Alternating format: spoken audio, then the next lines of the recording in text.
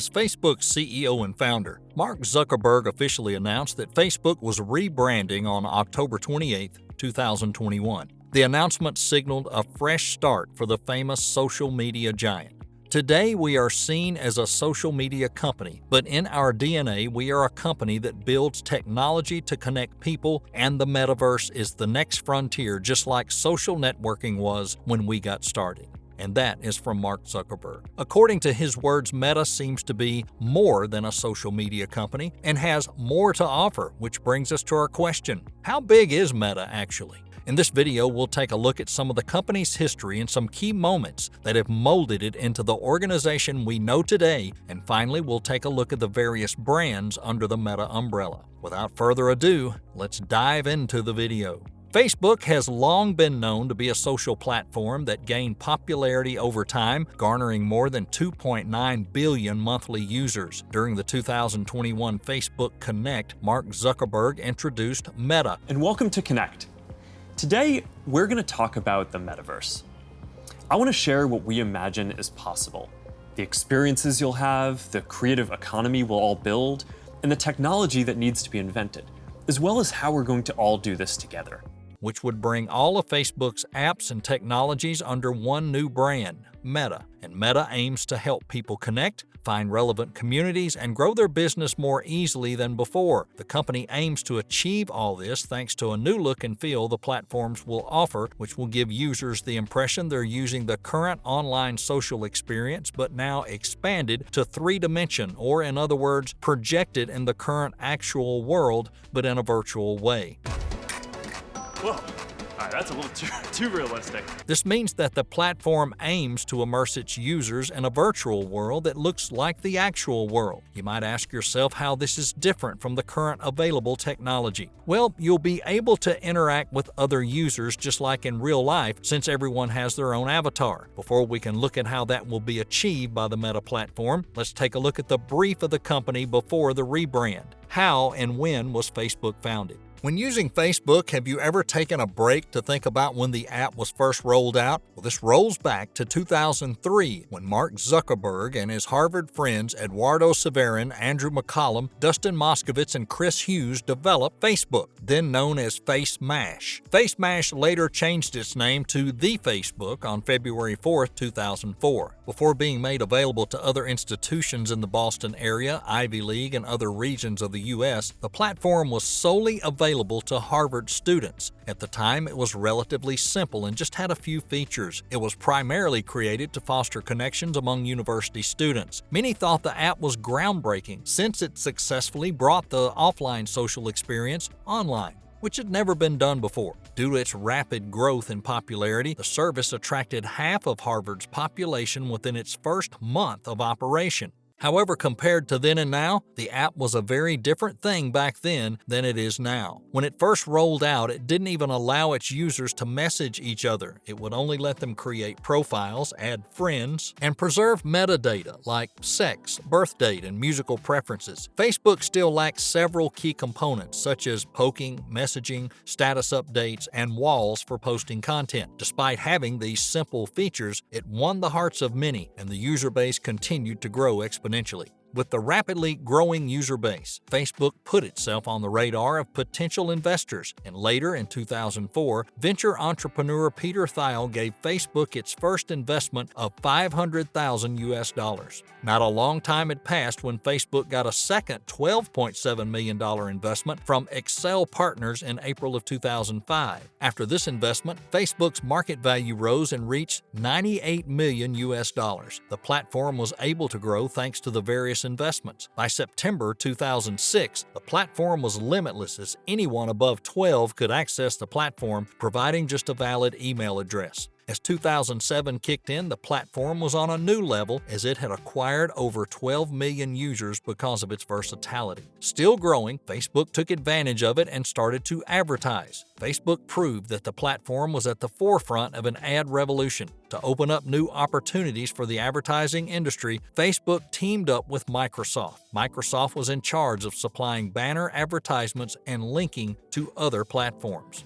Over the next few years, Facebook went ahead to launch some of its most defining features. They launched the Marketplace, Facebook Chat, People You May Know page and the Facebook wall. By 2012, Facebook was well known worldwide and had secured the third spot as the largest web firm in the U.S., following Google and Amazon. The platform presented a significant threat to any other business that would attempt to enter the same market. To deal with competition, Facebook purchased several other companies that posed a potential threat. In 2012, Facebook made one of the first and biggest acquisitions. Facebook acquired a photo-sharing social media platform called Instagram for almost $1 billion in cash and stock on April 12, 2012. Instagram is great, right? I mean, they're this super talented group of engineers. They're building this amazing product.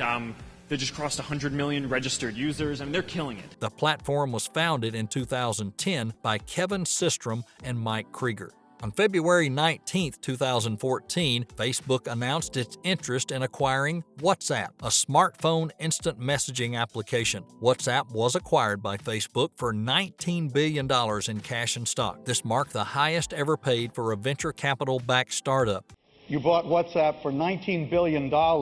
Why did you do it, and what does it mean? Well, WhatsApp is a great company, and it's a great fit for us. Already, almost 500 million people love using WhatsApp for messaging. Following the WhatsApp acquisition later the same year, Facebook acquired another startup, Oculus VR. This company was bought for $2 billion on March 25, 2014. After the purchase of these social platforms, Facebook has been growing bigger and bigger since each of these applications were integrated into Facebook. However, the platform has had its fair share of struggles in the industry. In the famed Cambridge Analytica scandal, Facebook was exposed for sharing users' data without consent. It was claimed the company shared data from over 87 million users to an application called This Is Your Digital Life. The data shared was used to support the candidacy of Ted Cruz and Donald Trump. This confirmed improved claims that Facebook had been misusing personal data, which set the company on the radar. Once again, after the calm of the Cambridge Analytica storm, Facebook again found itself in the spotlight after a whistleblower, Frances Haugen, exposed the company. The company's leadership knows how to make Facebook and Instagram safer, but won't make the necessary changes because they have put their astronomical profits before people. The whistleblower claimed that Facebook undermined democracy and potentially threatens children. In the expose, thousands of documents were leaked, all showing that Facebook had been aware of its damaging actions. Despite all these dark moments in the company's life cycle, Facebook went on to rebrand to Meta with even bigger plans. The announcement of Facebook rebranding stirred mixed reaction across the world. Many saw it as a sign of progress, while others saw rebranding as a distraction from the recently exposed scandals. On the other hand, Mark Zuckerberg claimed that Meta was a better presentation of the company's future plans. Mark stated the company had long branched off the platform, which the firm was better known for, and was on a path to a different thing. He said, quote, "Right now, our brand is so tightly linked to one product that it can't possibly represent everything we're doing today, let alone in the future. Over time, I hope we're seen as a metaverse company, and I want to anchor our work and our identity on what we're building towards," end quote. At one point, you might have heard of the next generation internet, Web 3.0, according to Mark's words. Metaverse refers to the next revolution of the internet. But the question remains, what's so big about the metaverse? In the announcement made by Mark, Metaverse would be a digital source that blends virtual reality with the physical world. In the metaverse, a surgeon will one day be able to practice virtually as many times as needed before laying her hands on a real patient. Metaverse will incorporate virtual reality and augmented reality. Before the company's rebrand, Meta had been investing a lot in developing the devices required to interact with the metaverse. The company's been busy developing hardware that would allow portal video calling. Thanks to those efforts, Meta has managed to launch Ray-Ban Stories sunglasses. Ray-Ban Stories are an important step towards a future when phones are no longer a central part of our lives. And you won't have to choose between interacting with a device or interacting with the world around you. They've also managed to roll out different versions of the Oculus virtual reality headsets, and that's a company they acquired previously. Meta plans to spend billions of dollars over the coming years to develop technologies that would be used to make the metaverse function.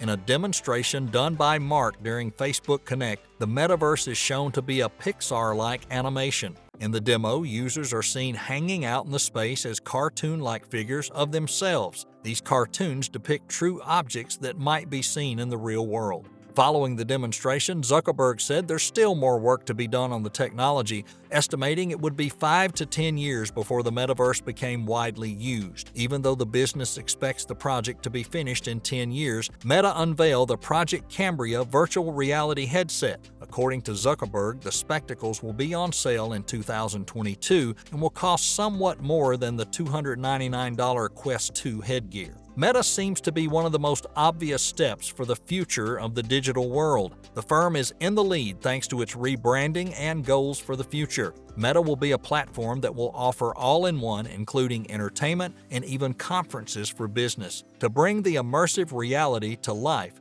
it has partnered with websites like Roblox, Microsoft, and Snap. The Meta is still in its early phases, but from what we can see, it has the potential to develop into the industry's next big thing. The company's success will come with time, so we'll all have to wait and see what it can provide and how well it does. The metaverse may be virtual, but the impact will be real.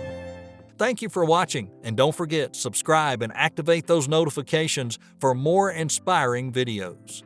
Cheers.